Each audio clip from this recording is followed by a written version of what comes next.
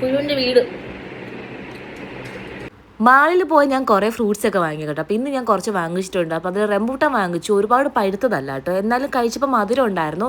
വരിക്കയും കോഴിയും കൂടെ മിക്സ്ഡ് ആണ്. വരിക്കയാണെന്നുണ്ടെങ്കിൽ നല്ല ടേസ്റ്റ് ആയിരിക്കും കഴിക്കാൻ, കോഴിയാണെങ്കിൽ ഇങ്ങനെ ഒട്ടി ഇരിക്കും. അപ്പോൾ ഇന്ന് നമുക്ക് വരിക്കയും കോഴിയും കൂടെ മിക്സ് ചെയ്തതായിരുന്നു. മധുരം ഉള്ളതും ഇല്ലാത്തതും ഉണ്ടായിരുന്നു. അത് കഴിഞ്ഞിട്ട് എൻ്റെ ഫേവറേറ്റ് ഐറ്റമാണ് മാംഗോസ്റ്റീൻ. സീസൺ വന്നാൽ ഇപ്പോൾ ഒത്തിരി മേടിക്കും. ഇത് പലയിടത്തും പല റേറ്റാണ്. കിലോയ്ക്ക് 400, 500, 600 ഒക്കെ പറയുന്നുണ്ട്.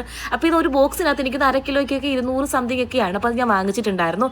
നല്ല മധുരം ഉണ്ടായിരുന്നു. മധുരം എന്ന് പറഞ്ഞാൽ ഭയങ്കര ടേസ്റ്റാണ് കേട്ടോ.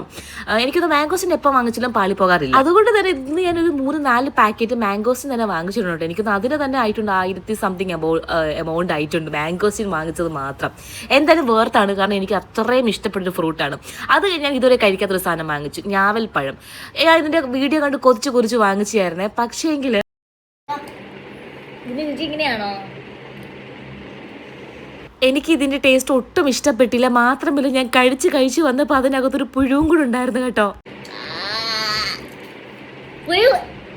പുഴുവിനെ എനിക്ക് കണ്ടുപിടിക്കാൻ സാധിച്ചില്ല, പക്ഷെ അതിൻ്റെ വീട് അതിനകത്തുണ്ടായിരുന്നു. അതുകൊണ്ട് എനിക്ക് തോന്നുന്നത് പുഴു തന്നെ ആയിരുന്നു എന്ന്. ഡ്രസ്സും ആ കത്തി ഞാൻ മൂടി ടാഗ് ചെയ്തിരിക്കാമേ.